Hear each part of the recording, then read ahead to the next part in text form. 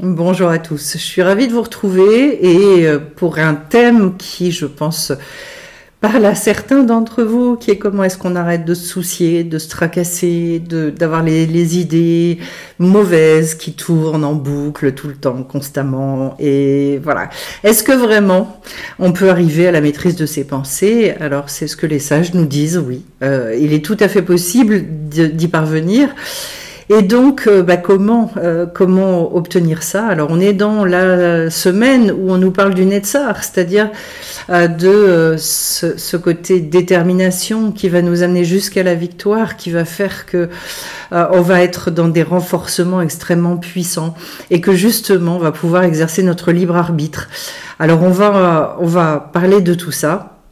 Puisqu'en fait, tous les pensées de tracasserie, les sages les appellent en fait les méandres du cœur et la carapace de fer. Voilà. Méandres du cœur en ce que vous savez bien qu'on a deux penchants, voilà, le bon, le mauvais penchant, et que donc effectivement on a parfois des pensées magnifiques, superbes, et puis parfois il y a aussi des pensées, on peut même se demander d'où elles viennent, dans la mesure où on ne peut pas s'identifier à elles, et d'ailleurs on ne doit pas s'identifier à elles. Pourquoi? Parce que ce sont des pensées qui nous sont étrangères, elles nous sont proposées. Je dirais que on propose quelque chose et c'est à nous de disposer de ces pensées-là, de savoir ce qu'on va en faire. C'est là que se situe le libre arbitre de l'être humain.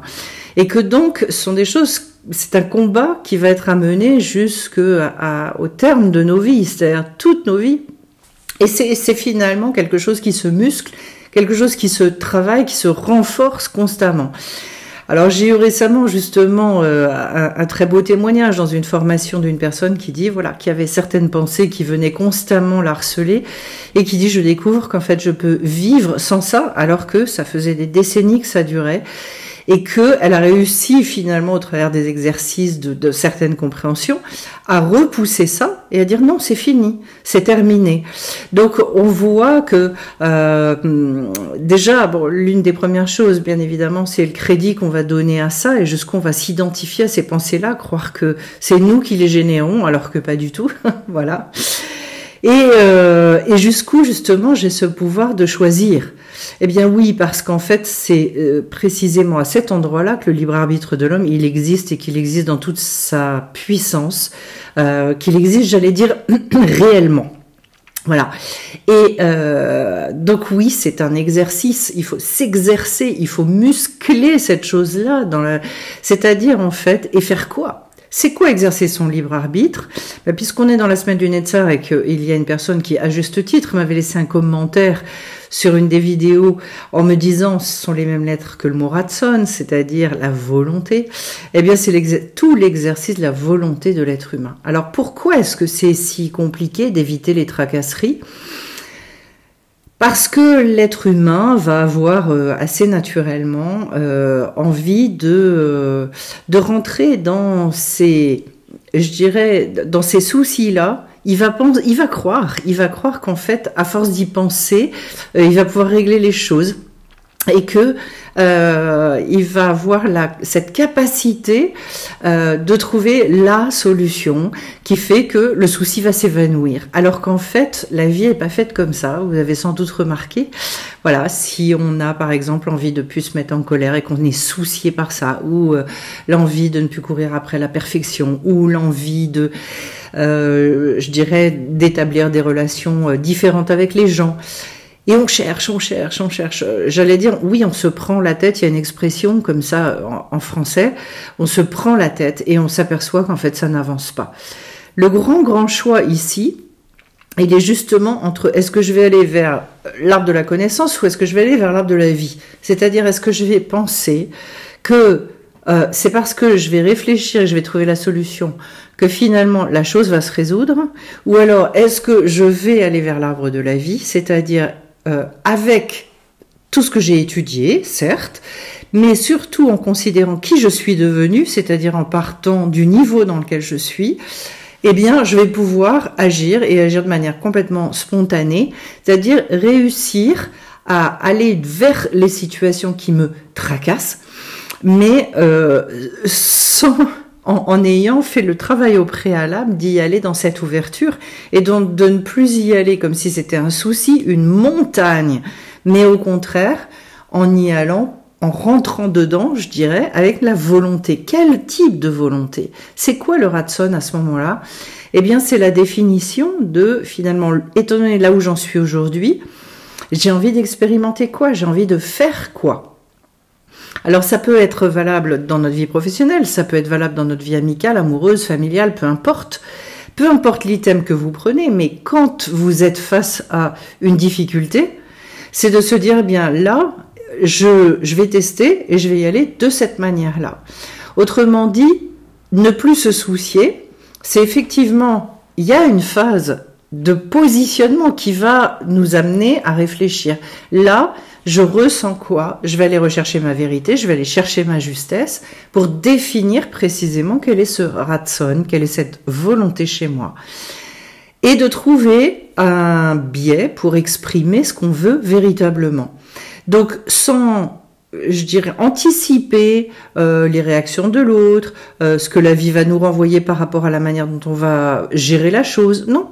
C'est-à-dire, j'existe à ce moment-là. En fait, l'essentiel, c'est quoi? Et c'est pour ça qu'en fait, c'est ça l'arbre de la vie. C'est j'accepte de me planter, mais d'expérimenter et de voir pour éventuellement comprendre que la prochaine fois, ce sera un petit peu différent. Je vais gérer la chose peut-être un petit peu différemment. Pourquoi est-ce que la plupart du temps, en fait, ces pensées-là, elles perdurent et qu'on n'arrive pas à en sortir? Précisément parce que, comme je le disais tout à l'heure, déjà, première chose, on s'identifie à des mauvaises pensées alors que c'est pas nous. Et donc là, on va rentrer dedans et on va se créer des univers où ça n'a pas lieu d'être. Soit parce que, justement, je vais pas réussir à définir qui véritablement, en fonction de qui je suis, qu'est-ce que j'ai envie d'exprimer.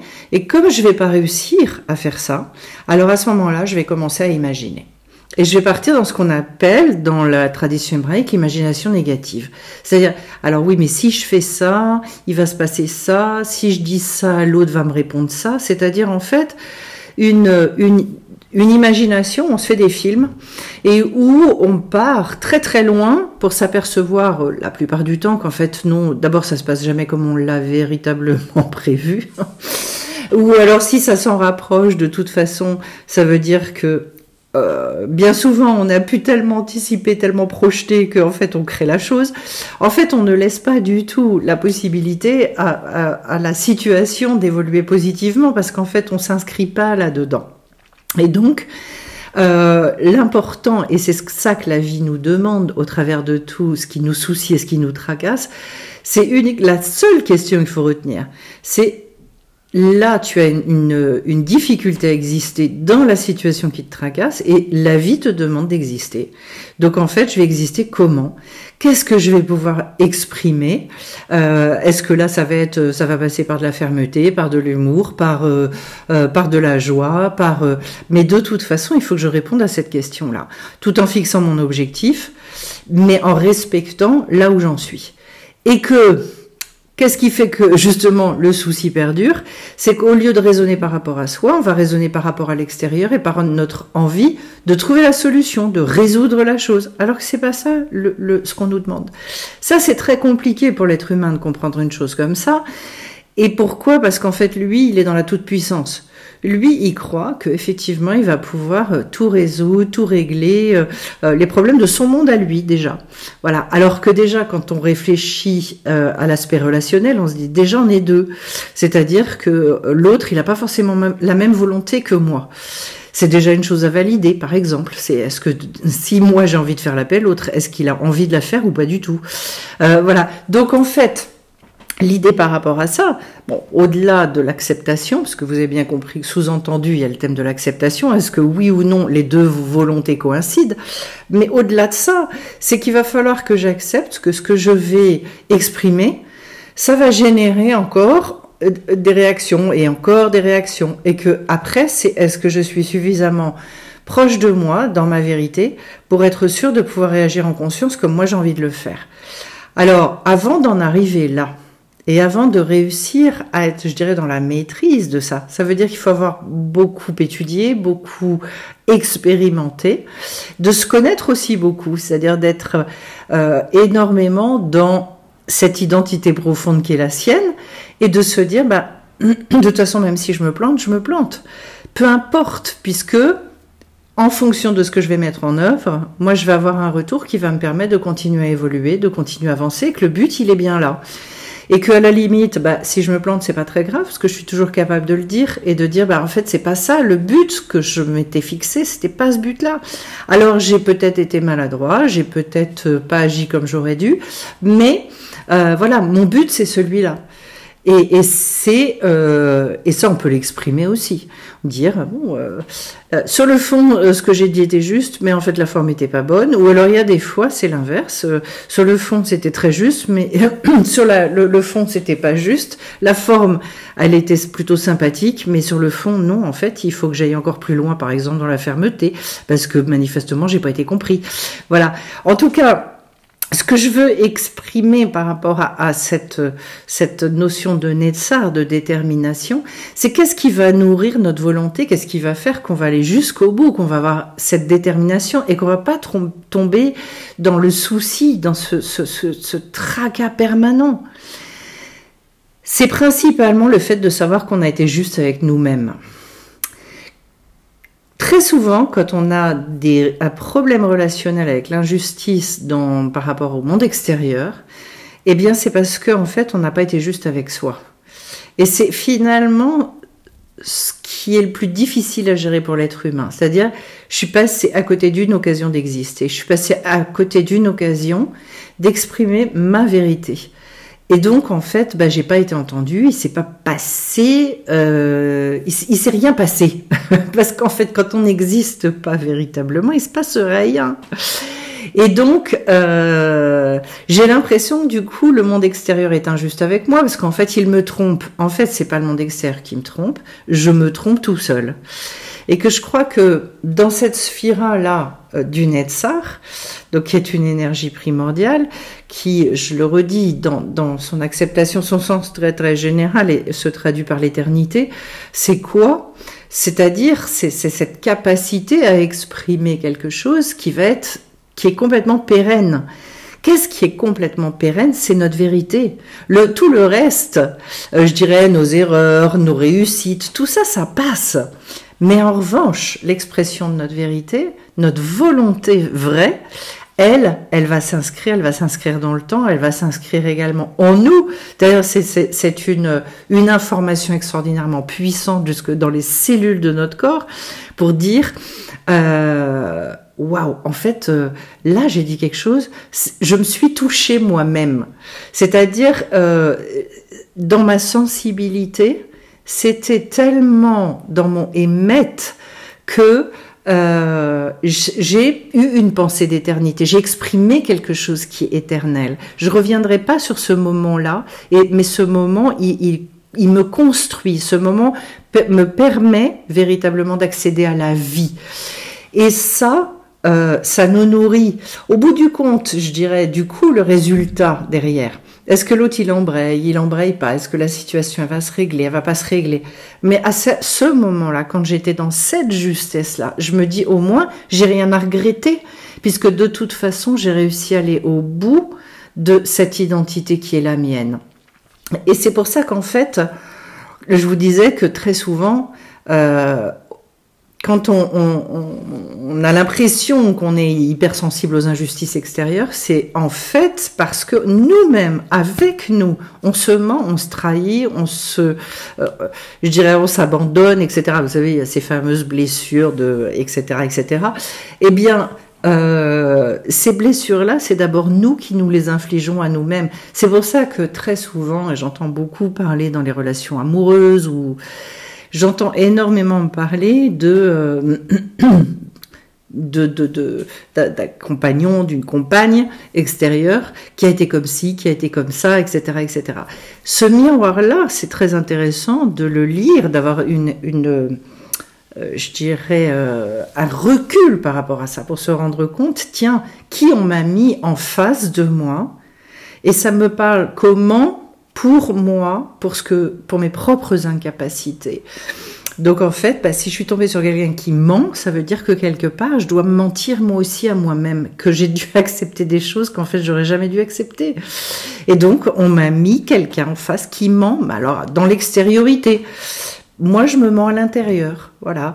Donc, je ne dis pas que c'est tout le temps le cas, mais la plupart du temps, allez, à 99%, hormis la chose complètement accidentelle, mais quand c'est récurrent, ça veut dire qu'il y a quelque chose de cet ordre-là. Voilà pourquoi, en fait, la sphira du Netzar, c'est une sphira qui est magnifique.